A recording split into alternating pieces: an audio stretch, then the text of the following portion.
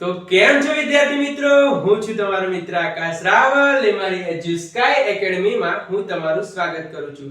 આજે આપણે સ્વાધ્યાય 8.3 એટલે કે ચેપ્ટર નંબર 8 માં ત્રિકોણમિતિ માં દાખલા નંબર 2 જોવાનું છે. સ્વાધ્યાય 8.3 નો દાખલા નંબર 2.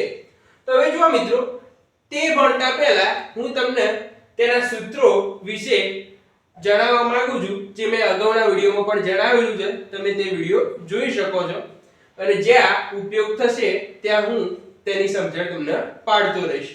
તો જો હું તમને શું કહું છું કે એ સાબિત કરો તેવું આપણે ભણવાનું છે. તો સાબિત કરવામાં હંમેશા આપણે જો ડાબી બાજુ લેવાની પહેલા.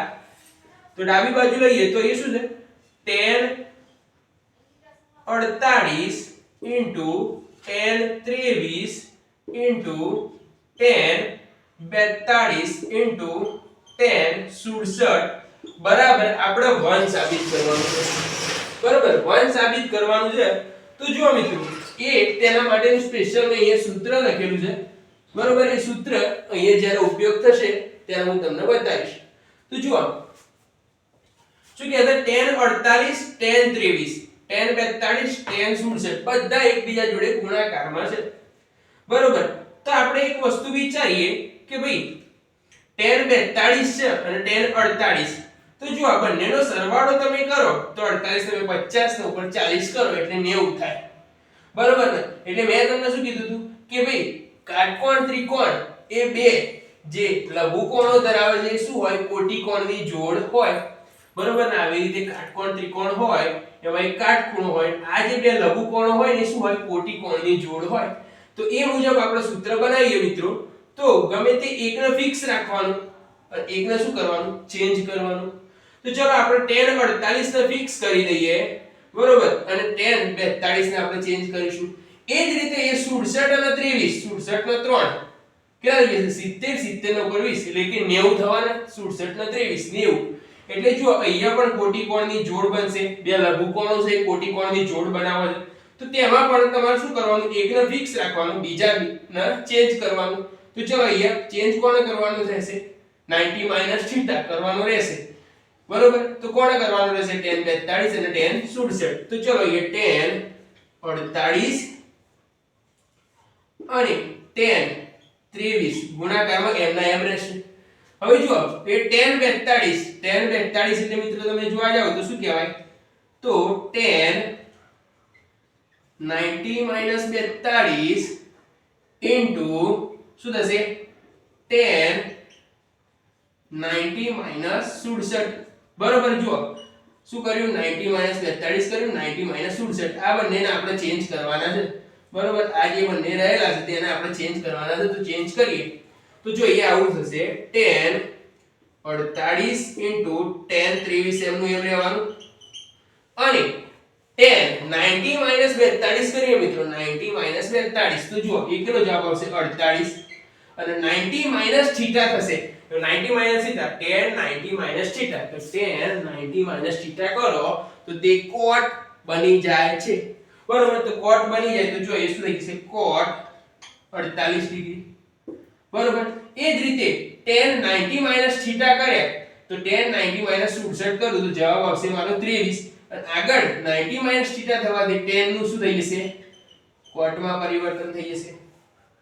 હવે આપણે જોઈએ તો એ 48 વાળું ને 48 વાળું બંને સમાન છે તો બંને નજીક લાવી દઈએ. તો tan 48 ઇન્ટુ cot 48.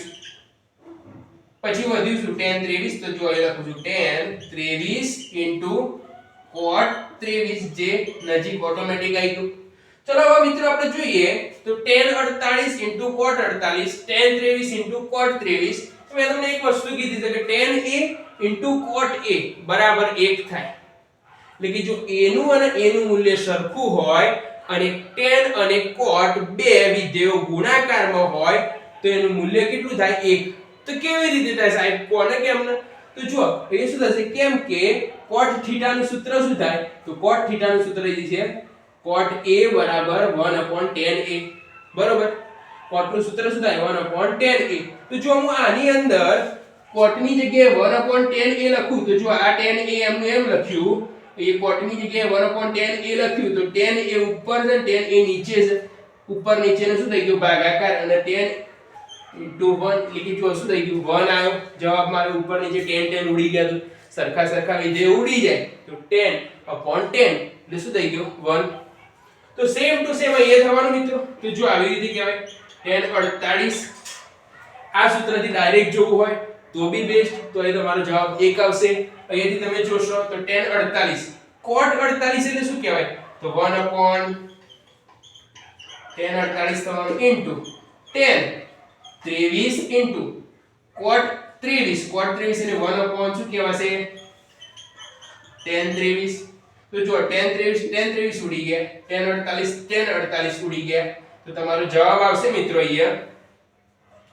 કશું વધ્યું નહીં જો આવી રીતે ઉડી ગયું તો જવાબ આવશે 1 તો અહીંયા આમ મિત્રો તમે અહીંયા ડાયરેક્ટ આ સૂત્ર પરથી ડાયરેક્ટ 1 પણ લખી શકો છો અને આ રીતે તમે સમજીને લખશો તો બેસ્ટ રહેશે હવે જુઓ શું કહે છે cos 38 એટલે કે cos 38 cos 52 minus sin 38 sin 52 બરાબર આપણે શું સાબિત કરવાનું છે 0 સાબિત કરવાનું છે કે સાહેબ આવા દાખલામાં તો આપણે ફાઈ જ જઈએ તો કે કેમ કે સાહેબ દર વખતે આપણને પાછળ જવાબ આપેલો જ હોય છે આપણે મારી મચડી લાઈ જ દેવાનું કે ભાઈ એવું નથી આપણે એક એક સ્ટેપ સમજી અને સરળ રીતે કરવાનું છે અને તમને આવડી જ જશે બરોબર ચલો અહીંયા આપણે જોઈએ cos 38 cos 52 sin 38 sin 52 તો આપણે શું કરીશું બંને એકબીજામાંથી બાદ થઈ જાય અને જો 0 થઈ જાય ને એવું આપણે ટ્રાય કરીશું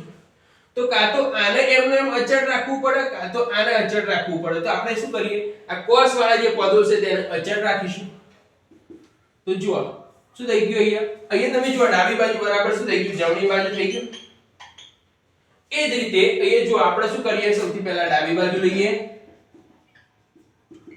cos 38 minus cos 52 એમને એમ રાખીશું મિત્રો સોરી માઈનસ નથી ઇન્ટુ છે cos 38 cos 52 એમને એમ રાખીશું માઈનસ sin 38 હવે જો sin 38 અને 52 બંને કોટી કોણો જેવા લાગે છે મિત્રો તો આપણે શું કરીશું અહીંયા sin 90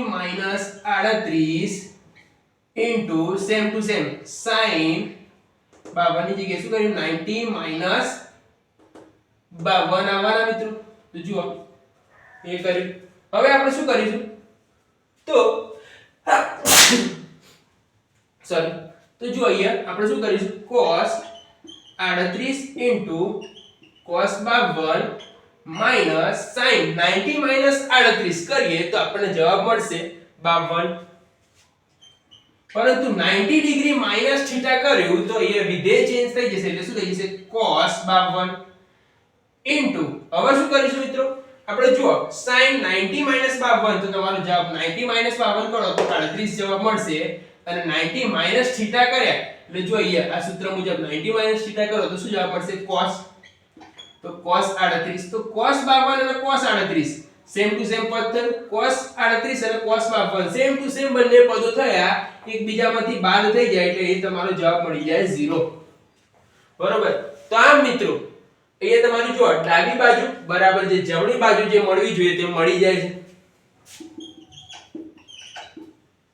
તો માટે આ જે તમારા દાખલા છે એ અહીંયા પૂરા થાય છે એટલે કે સ્વાધ્યાય 8.1 નો દાખલા નંબર 2 અહીંયા પૂરો થાય છે આ દાખલાની અંદર અથવા ગણિતના કોઈ પણ દાખલાની અંદર કોઈ પણ જાતની ક્વેરી હોય તો તમે વિડિયોની અંતમાં જે મારો WhatsApp નંબર છે તેના ઉપર જણાવી શકો છો અને આ વિડિયો જો ગમ્યો હોય તો તમારા મિત્રો સાથે શેર કરજો મારા વિડિયોને લાઈક કરજો અને વિડિયો અને ચેનલને સબસ્ક્રાઇબ કરવાનું ભૂલતા નહીં ધન્યવાદ